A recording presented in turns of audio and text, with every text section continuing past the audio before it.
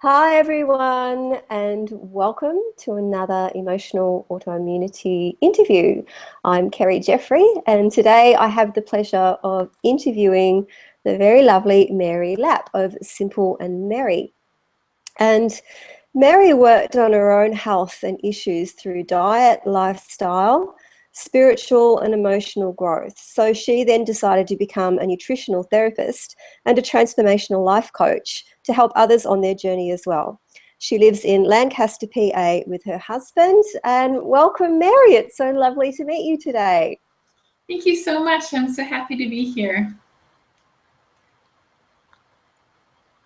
Fantastic. So, Mary, could you tell us what health issues do you have and how do they affect your life day to day? Well, I have a few health issues. My most prominent one, I would say, is my rosacea, which is kind of like a rash on your face. I've had it since I was about 11, and I'm 36, so I've had it for a long time. It's probably about at its best right now. So I've gone fluctuating up and down through my life, it doesn't affect my eyes, so it's not as severe as it is for other people. However, it is a pretty difficult case. I've worked very hard to try to maintain it and do my best for it. So it affects my everyday life by not so much of a pain factor, but more of a shame, embarrassment thing. You know, when I had it as a teenager especially, it was very embarrassing. Like I would want to not leave the house kind of a thing if it was flared.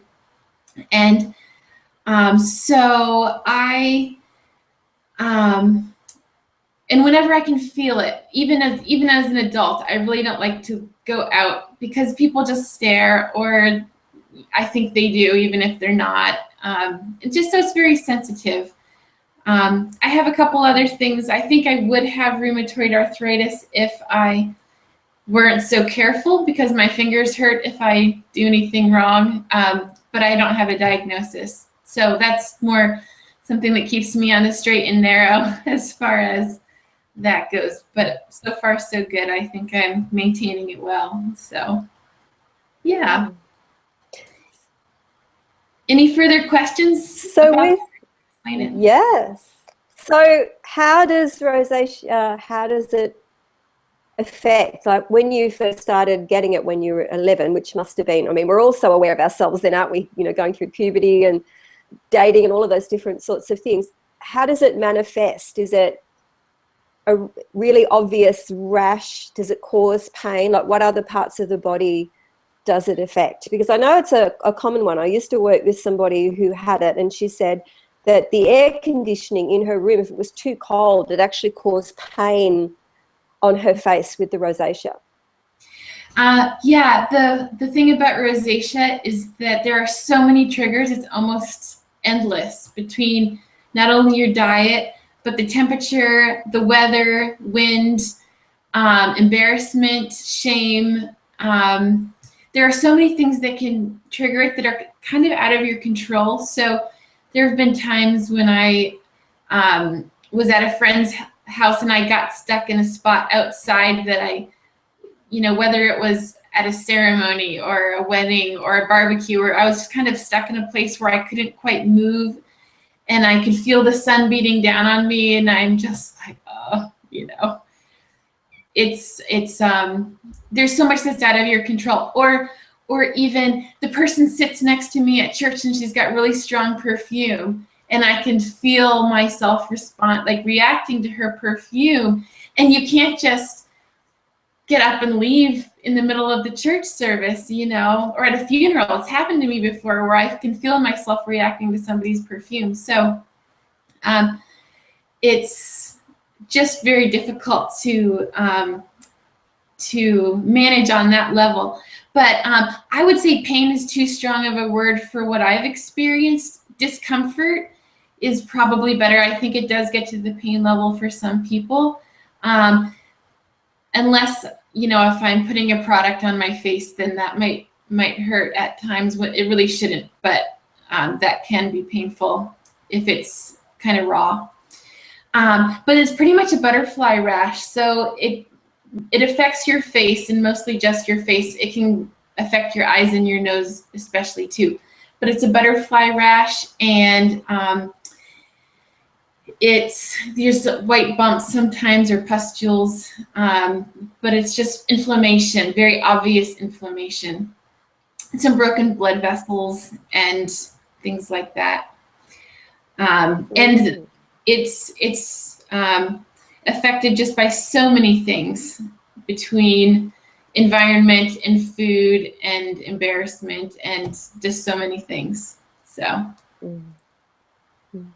And that just really highlights, doesn't it, I think, how our immune system can be triggered by so many things. Because I think that's the one thing everybody shares with an autoimmune condition, is that there's all these external factors that have nothing to do with the controls that you're trying to put into your life that can set it off. So it's just one of the things of living with chronic illness, isn't it? And you can do your best to control your surroundings, but at a certain point you can't just, unless it's a life and death situation for you, which for me it's not. It's an embarrassment one, but it's not like I'm going to die if someone has perfume next to me. It's just very inconvenient and very frustrating for sure when you put so much effort into trying to do your best for it. So, yeah. So, Mary, what was the hardest part for you emotionally about coming to terms with your illness? When I've had a long journey with it. So a lot of this I had to deal with more as a teenager. And I think it was this balance between being noticed for something that I didn't want to be noticed for, because it's the first thing people saw when they looked at me. And on the other side, it was kind of hiding behind it and using it as a shield so that they didn't really notice the real me. I think I had a funny little balance of that going on. So I would say just the embarrassment of it was probably the hardest part.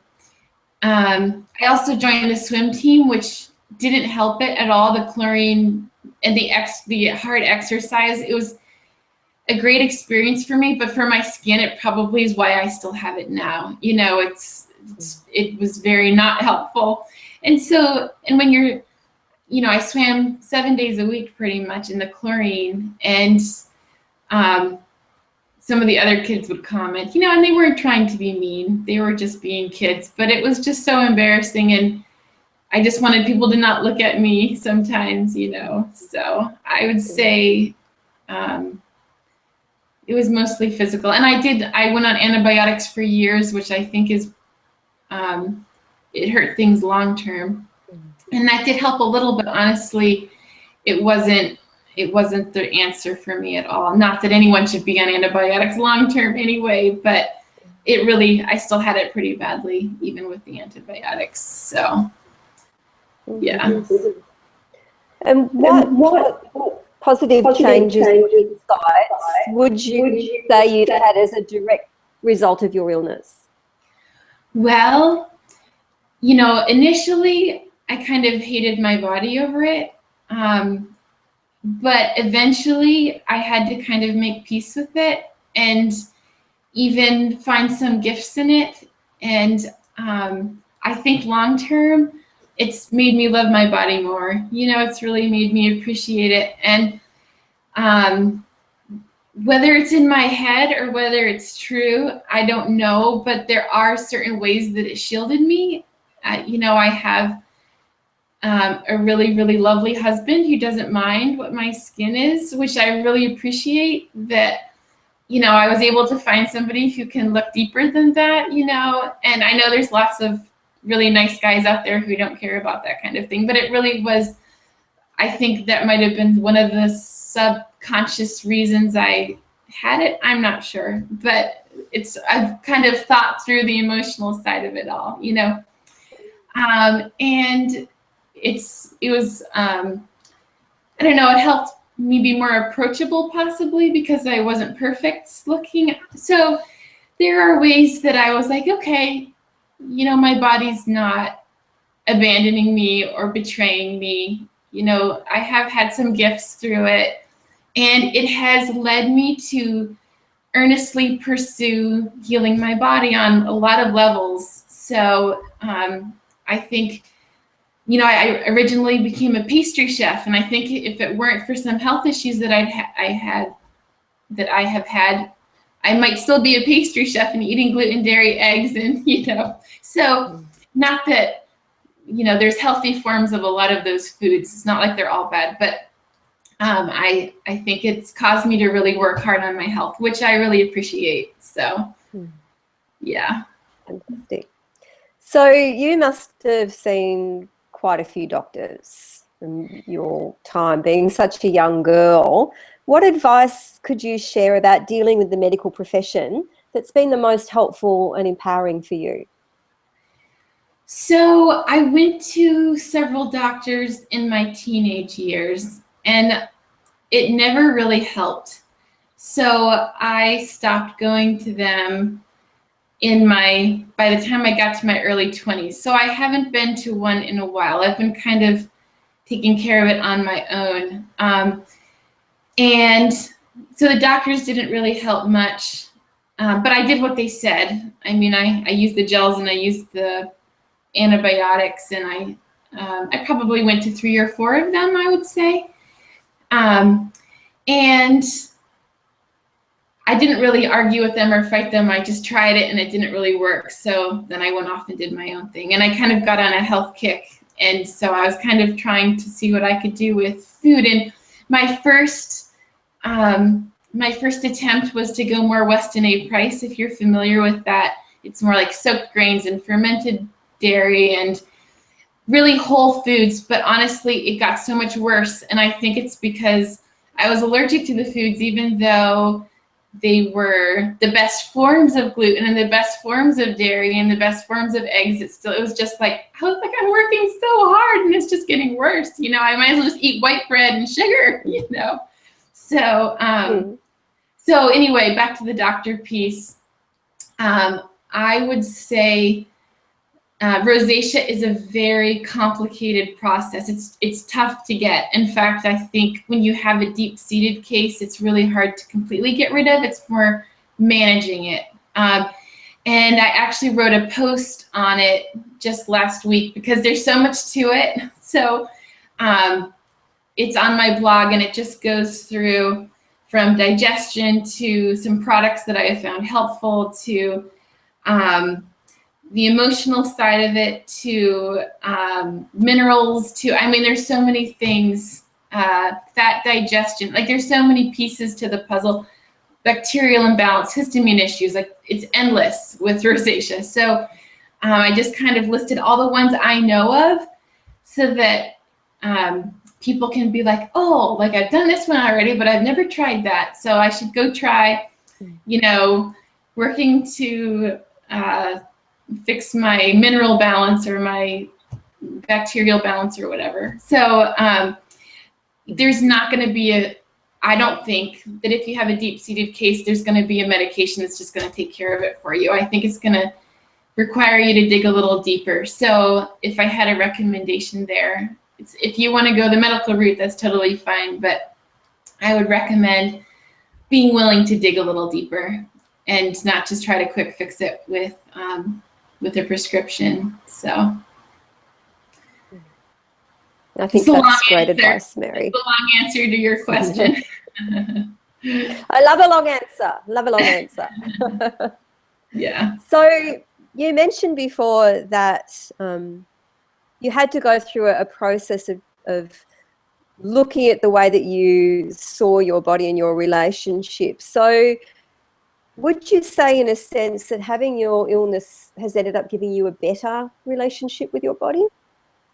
Well, I don't know what would have happened if I didn't have it, but at this point, I would say yes, absolutely, because it really forced me to dig through any kind of despair or self hatred or anything like that. And I think there's a lot of people who are not happy with their bodies. And so when you have a really obvious reason to just dive in and work on it, it's not all bad, you know, because I think any of us can learn to love our bodies no matter what it looks like, if you want to, and if you're willing to put the work in. And that's where having, you know, you're a life coach and a psychotherapist, is that right? Or a hypnotherapist? Yes. And that's where I'm sure that's where you can help people too. And just, it's really worth doing the work and loving yourself, and you're loving your body as much as you can. So, yeah, absolutely, because you're already in a bad situation, and hating yourself and resenting yourself and, you know, just saying no to what's actually going on is not going to help you. It's only going to exacerbate everything. So I think there's a lot of acceptance and compassion that needs to come in for yourself, because as you said before, you know, what may be on your skin is actually just the sign of this whole internal inflammation and process that's going on in all these different parts of your body. So you can't look at one thing and go, oh, that's, you know, that's nothing, or I shouldn't have that. It's your body actually saying, hey, there's something going on here. Yeah. And we need to address this. So I think it's really important to create a partnership with you and your body, not this antagonistic sort of fight, because it's just, there's no joy in that, there's no peace in that, and it's not going to help you. You know, when we were talking before about autoimmune conditions, all that self-hatred and all that frustration with your body is just fueling the fires and keeping it going. So you got to make peace with your body, people. That's what you got to do. Absolutely. No matter what's going on, even if you just don't like your nose, you know, like, you need to still make peace with your body. I love how you said a partnership with your body. It's so beautiful. You really need to be on the same team, you know? So yeah, I love it. For sure. So what would you most like people to understand about your illness? I was thinking, I think what I would like most for people to understand is that with rosacea, it can flare so fast that, and in my experience, it tends to flare when you're a little bit stressed, especially if you're going to an event where your skin should look nice, you know? So just because you're flared doesn't mean you were flared yesterday, and doesn't mean you're going to be flared tomorrow. Like, it can happen so quickly that just have grace for us and try to just see the person behind it, because it's so difficult when, you know, my husband and I will be driving someplace and I can feel the sun too hot, and I'm like starting to panic because I'm like trying to keep my, you know, my face cool enough or something like that, you know? And it's like, why bother worrying about it? It's going to be fine. So anyway, I would just say, understand that it can happen really quickly, and it's not always that easy to control. So. And with that, do you ever get, like, when you've had a flare, have people ever pointed it out or asked what's wrong with you, or, you know, sort of suggested creams or things like that? Or what sort of perception do people have? That's a great question. It's the gamut. Oftentimes kids will be like, why is your face so red? You know, like, they'll just be kind of a little curious. And then I've had some very well-meaning adults stop me in an airport thinking I'm sunburned and be like, oh, I can tell you just got back from the Bahamas or something. And I like just got back from Iowa in January, you know, so it had nothing to do with a sunburn at all, you know. And then I've had some people who just think the color on your cheeks is the most beautiful thing ever. And they're like, your skin is so beautiful. And I'm like, do you need glasses? You know, but I'm like, thanks, okay. So most people aren't being unkind, to be honest, unless they're just trying to give me some helpful suggestions, which isn't always helpful, you know. But, you know, most of the time it can turn awkward if I don't respond right to it, but it's usually just people well-meaning. So, but yeah. It can be almost amusing sometimes. Mm. I think that's the thing. If you've actually got a visible manifestation of what's going on, then it's easier for people to sort of notice and wonder what's happening. Okay. So what changes have you made to your life to help you create better health? And what change was the most challenging for you, Mary? I've made so many changes I can hardly keep track of them all. But and it was oftentimes more than just for my rosacea, but a lot of it was. So I actually went off gluten, dairy, nuts, and seeds, and I don't think I had quite did nightshades until I learned about the autoimmune protocol, but I did those on my own through self-experimentation. So I was always not eating something because I was experimenting. I was constantly trying to see what worked and what didn't. And it was always a little hit or miss, even if, I mean, even if I didn't eat nuts ever, it would still flare once in a while because there's other triggers besides food. But I played with my diet extensively. I, had to figure out how to exercise. Like I could run and do that much exertion, but I had to do it when the sun wasn't up or else it was too intense heat. So I would run really early in the morning when it was still dark. Or I was always trying different creams on my face. And a lot of them didn't work. Of course, I think a lot of people with skin issues deal with a lot of wasted money that way. But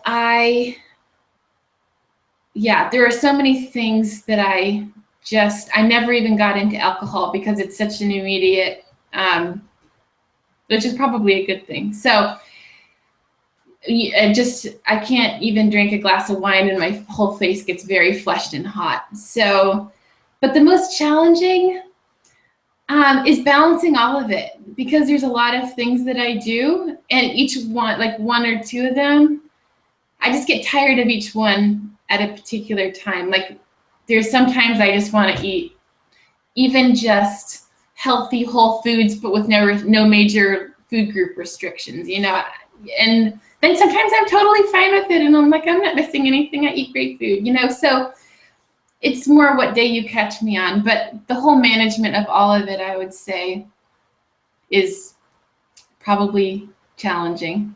So, and also empowering. Trying to Yeah. Definitely can be. Yeah.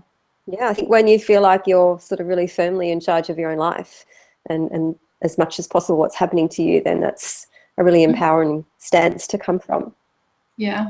So have any of your relationships changed as a result of becoming chronically ill? I don't think so.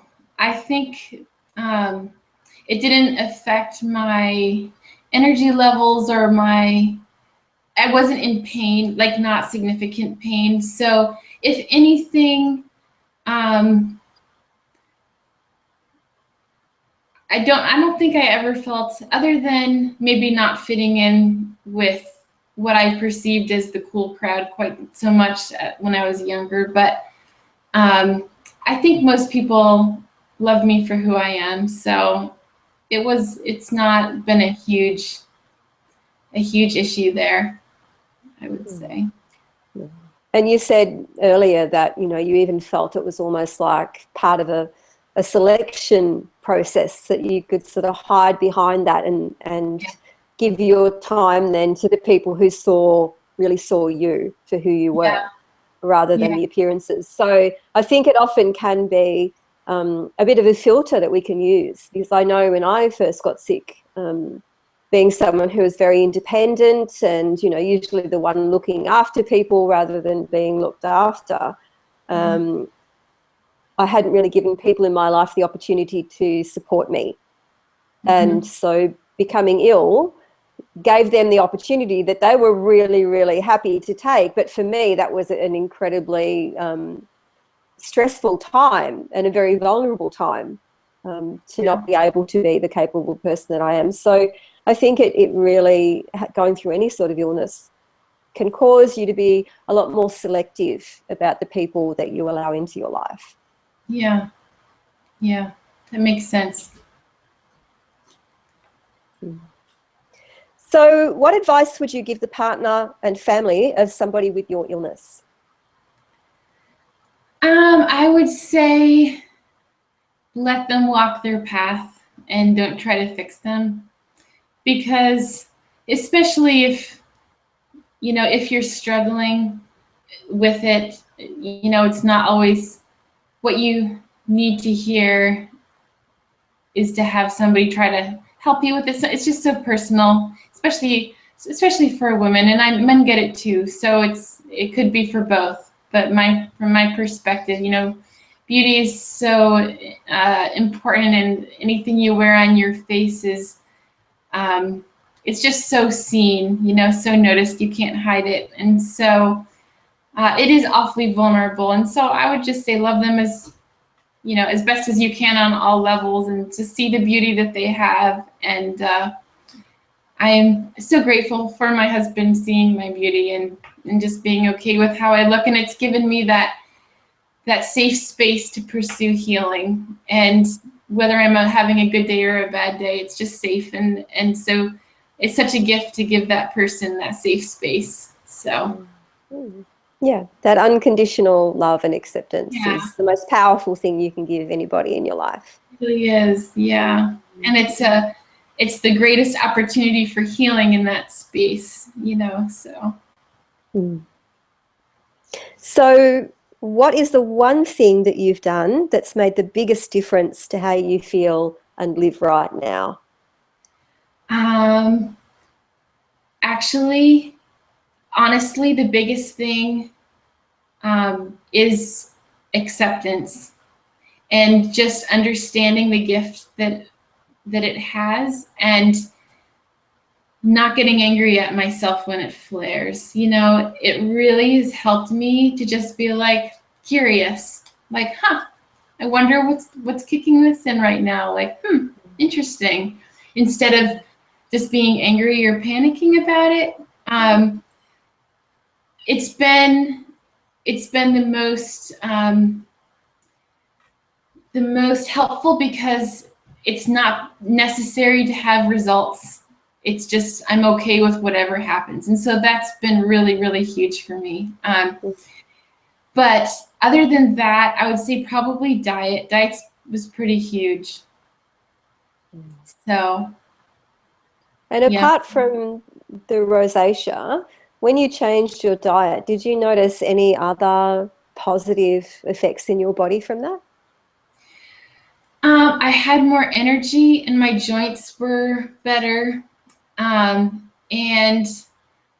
I have tried lots of different therapies. So sometimes it's hard to tell whether it was, you know, the energy worker I went to, or the chiropractor, or all, you know, it's just kind of a multifaceted thing. But my health has improved tremendously. And I've also found working with minerals took a good couple months before it influenced my skin, but it influenced my energy levels and my hormones very quickly. And so that helps you have the energy to work on your skin too, you know, so it all works together somehow. Mm-hmm. What do you think would have happened if you hadn't have made any of those changes? I would probably not leave my house, because it would be so bad. You know, I would just be so embarrassed. I'm not even sure if I would be married. Like, it would just be so miserable. It was so uncomfortable. Like, pain is too strong of a word, but it's so uncomfortable. And you just, when I'm flared, and my skin's been pretty good recently, but I feel like I'm making good progress with it. But when it is really in the uncomfortable stage, it's always in my mind. Like, I can't stop thinking about it, because I feel it 24/7. And so when I'm having a conversation with somebody, or anytime I'm interacting with anybody, I feel it and I know it, and it's just like right here in my head. So when it's calm, I can just do normal stuff and live my life and not even remember that it's there, So Mm. yeah. Yeah. And I think it's really important to show that contrast, Mm-hmm. because sometimes when you're in the thick of making changes, and when other people are looking at, what you're doing and, the way you eat or the other things that you've had, they might think, oh God, you look all right. Why do you have to go to all that bother? But, Mm-hmm. we know that if you don't do that, Right, then there are going to right. be consequences that they're not going to experience. So everything that you're doing, whatever you're doing with your healthcare, you're doing it for a reason. Yeah. So it's important that people sort of understand that and go along and support the person in whatever they're doing to improve their health. Even though it might look like it's not doing anything on the Right. surface, we Right. know that it is. Absolutely. Mm. Absolutely. So where can people find out more about you, Mary, and how to contact you if they wanted to? I have a website. It's Simple and Mary, MERRY.com. And I have lots of recipes. I originally was a cook. That was my first love as far as my job. And then I started doing so much to deal with my own health issues that people started coming to me for help. And then I thought I wasn't quite educated enough to help them. I kind of knew enough to do damage, So I studied nutrition, and then I realized that there's more to it than food. So then I studied transformational coaching so I can help people on the emotional level too. So you can read all about that. And I have some posts that are food, and some posts that are kind of helpful for transformation. But if anyone listening to this has rosacea, I have a huge post on all about rosacea and all about all of the things I've tried. And so they're welcome to look at that and get some ideas of some other things to try. But that's where you can find me, is simpleandmary.com. And I'm on Facebook as well. So Fantastic. So it was so lovely to meet you and talk to you today, Mary, and thanks for the time. I know it can be difficult sometimes with you over in America and me over here in Australia, but we made it work. yes, thank you so much for your Yay. time and for your lovely questions. So Okay. So I'll be back.